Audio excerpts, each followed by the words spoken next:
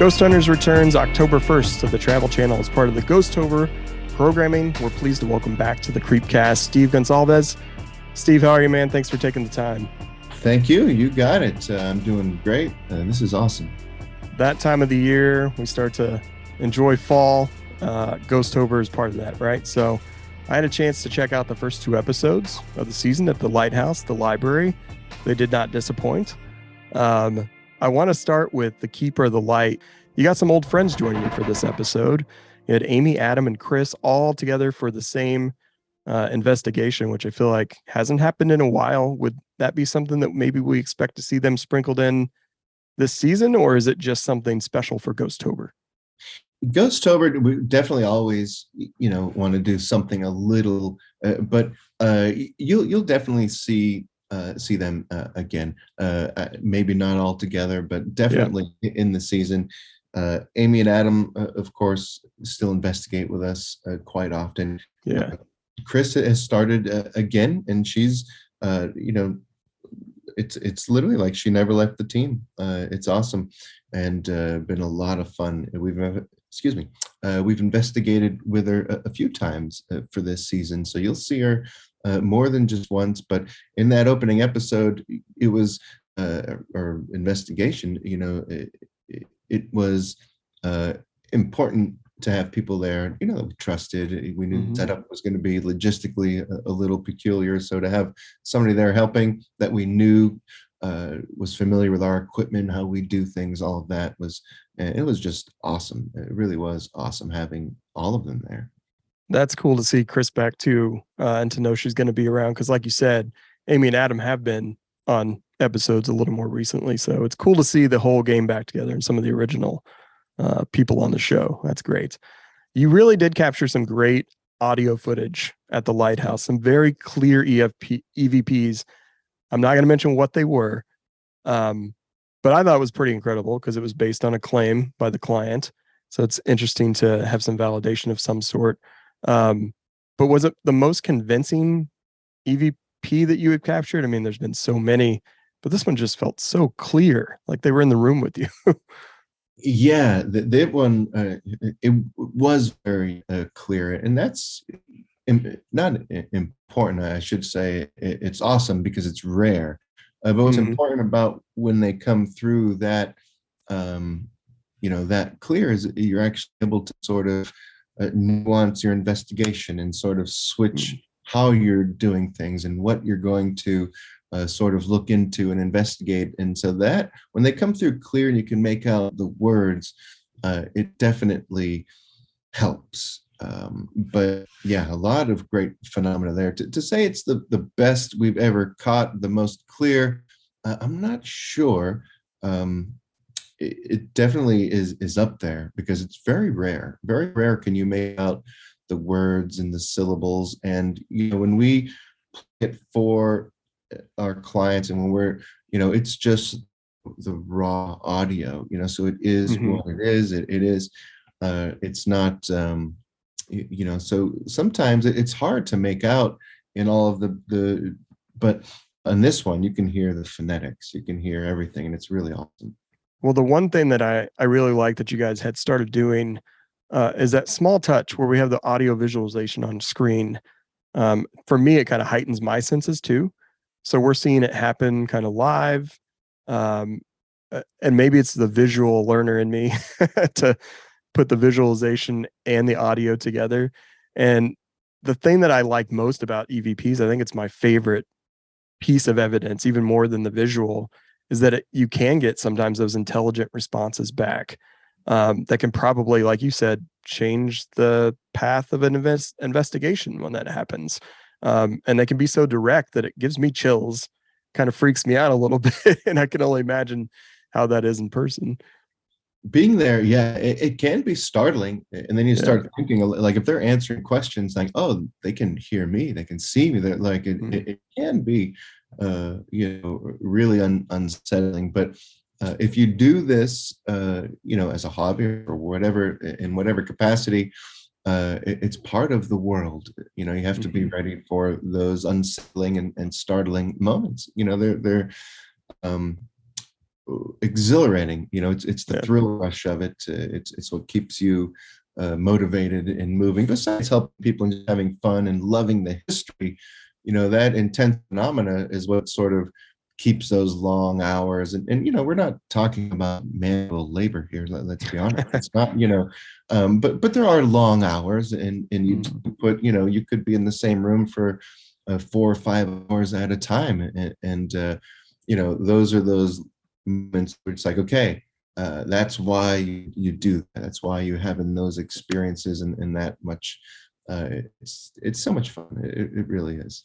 Yeah, I had a small experience with EVPs when I was in college. I was asking about a friend of mine who had passed away when I was in high school from cancer, and I was just asking questions about him. Didn't hear anything openly on the audio, and then on playback, I heard he's dead, but not in a voice that I recognized. Also interesting in that perspective point of view, like he's dead, not like I'm dead or something.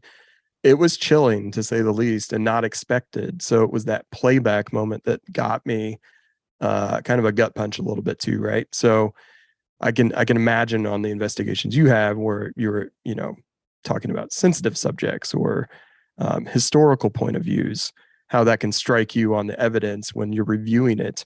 And so I always wondered if there was ever something, and I've seen it in some episodes, but maybe this season, where you didn't hear something at first while you were investigating. You went back and reviewed, and it was kind of that chilling aha like moment that you found that you didn't realize you experienced in the moment, but there it was on evidence. Is there anything that really kind of shocked you when you were reviewing something in the season, or a moment that stands out?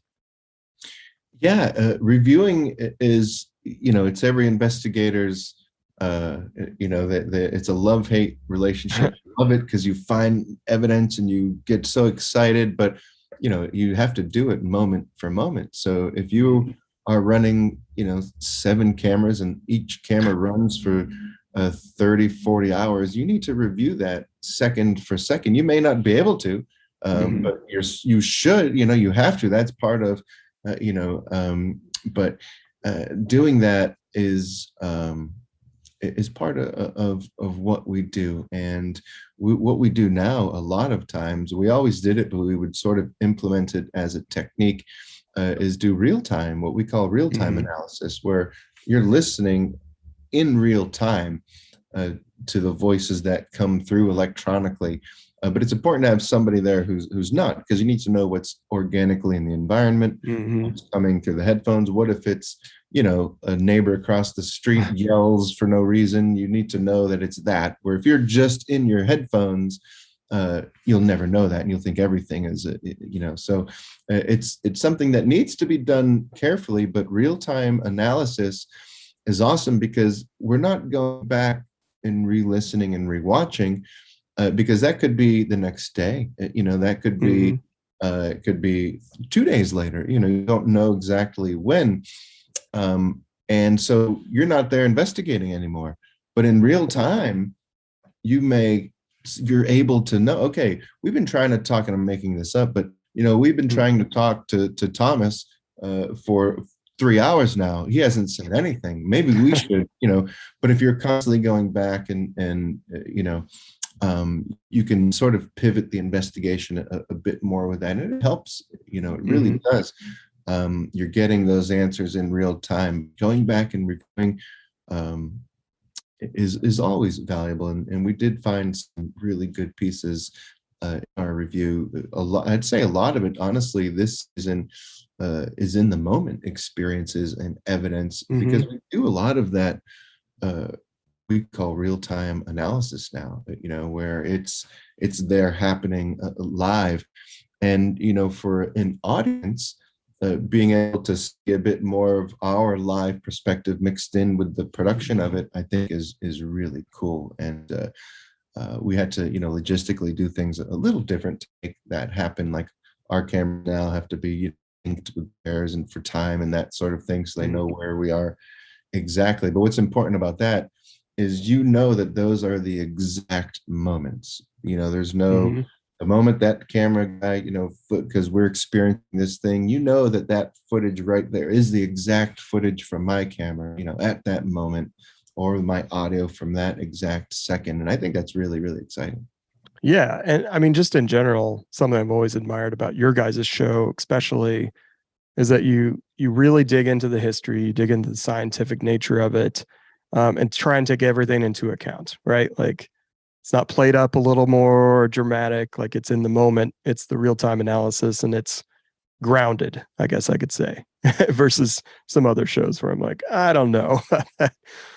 So it feels, great to have something like that, that's based in more scientific analysis. I feel like that's not always the case.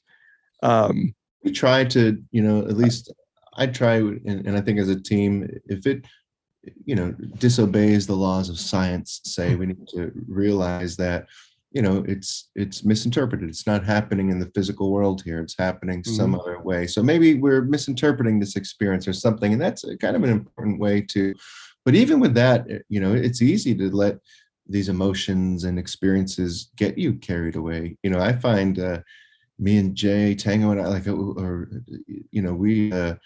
we're high-fiving and getting goofy about it, 'cause it's Right. so exciting. It really, really is. It's so Well, and I much. imagine with the hours that you're in there too, you got to keep things a little loose. You can't be kind of on like tense the entire time, right? You got to keep things a little loose from time to time. Um, Oh yeah. but I want to go on to Bound for Blood, the Wilkes-Barre, Pennsylvania Library. In episode 2, Jason called it one of his top 5 investigations ever. Where would that rank for you? I heard that, I believe, at the end of the episode when you guys were kind of done. Where would this rank for you as an investigation?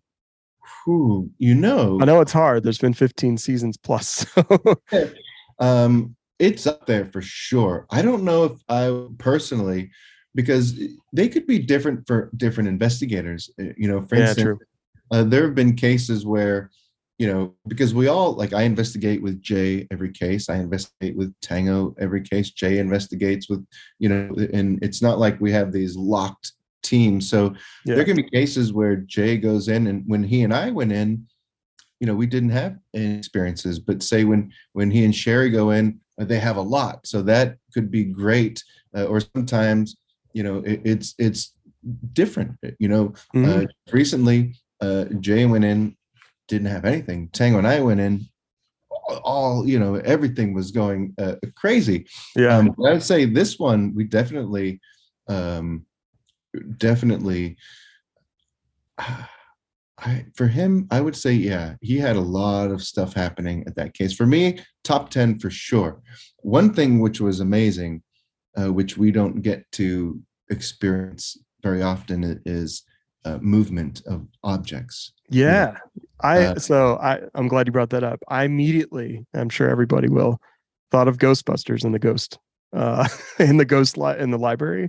Like I immediately started thinking about that, where things fly off shelves and it's a gothic library. I don't know. I immediately went to that, which was kind of a fun little, I don't know, nugget, if you will. I think that a lot of viewers will think about when they're looking at this. And it was so cool because it was the first time someone had investigated this space, right? that's So that's true. Yeah. cool. Yep, that's always quite an honor.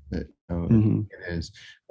Yeah, we're the first team that they allowed to investigate there, and which is great because it allows us to not have any preconceived notions. For instance, if we hear that the previous 3 or 4 teams have been in there communicating with a woman named Jane on the first floor, we may continuously try to do that as well, and maybe Yeah. that's not accurate. I don't really know. We don't really know. So it's good to go in unbiased and just investigate and explore it for ourselves.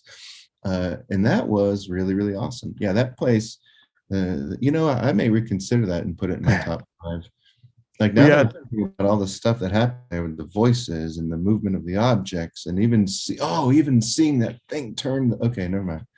yeah, the Yeah. collection that the group Okay. experience might put Yeah. it in. Maybe as a group, it's in the top 5, top 3. Yeah. Now, Um, now it's getting put into you're perspective. like, oh yeah, I need to rewatch the episode. That's Um, great.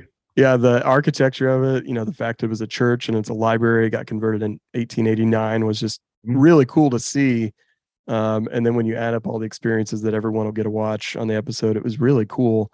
There was at one point a doppelganger ghost, I think, that was um, something the client had brought up, which I'd never heard about before, surprisingly.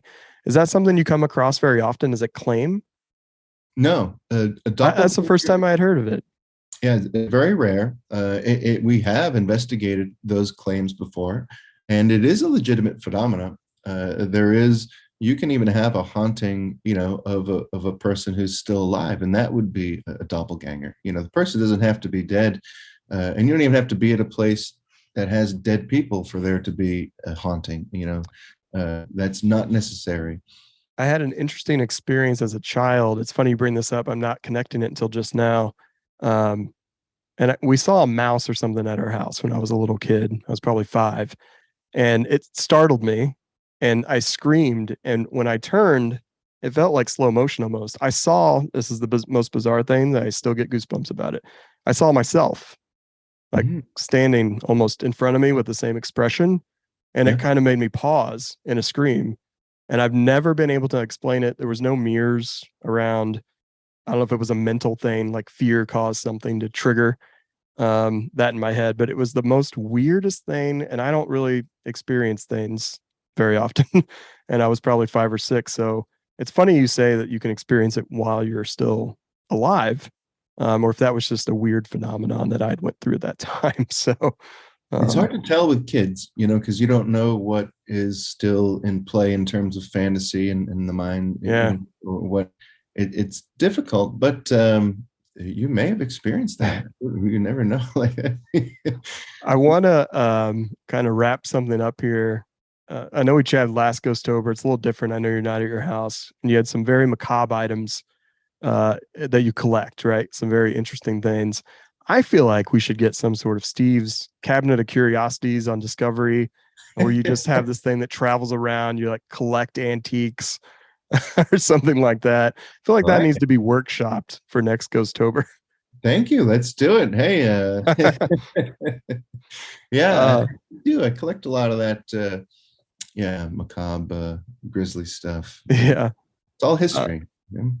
um, I did see something tying into some programming and promos where you and the team sat down and watched some viral videos about paranormal clips that we saw on like TikTok, YouTube, and you kind of went through. Was there anything specific that we didn't see, or is there something you watch? Do you ever watch indie like paranormal investigators on TikTok or YouTube? I found one called Haunted Wesley Manor that I actually really enjoy.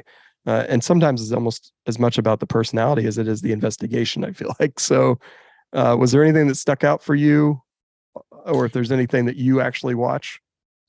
With those videos we looked at, I don't know, I haven't seen the finished, The so clip? I don't know Yeah. which ones they used and which ones they didn't, but I was surprised by what a lot of people consider paranormal, quite honestly. It was a little startling. Like, you think that's like, I agree. Yeah. but it Yeah. was really cool to see that there are a lot of people out there who, their techniques should be celebrated. I remember seeing Mhm. a lot of videos like, wow, this guy, like, we should join forces. This guy is really awesome. Or there was a girl there who her lines of questioning were so, um, but yeah, that was really, really cool to do. Yeah, the technique with the grid light and the way he was kind of trying to debunk the shadow and That that guy, it can was really cool. And yeah, you guys appreciated that too. So there's some interesting things with the independent ghost hunters that you can watch and find and discover. It's really cool.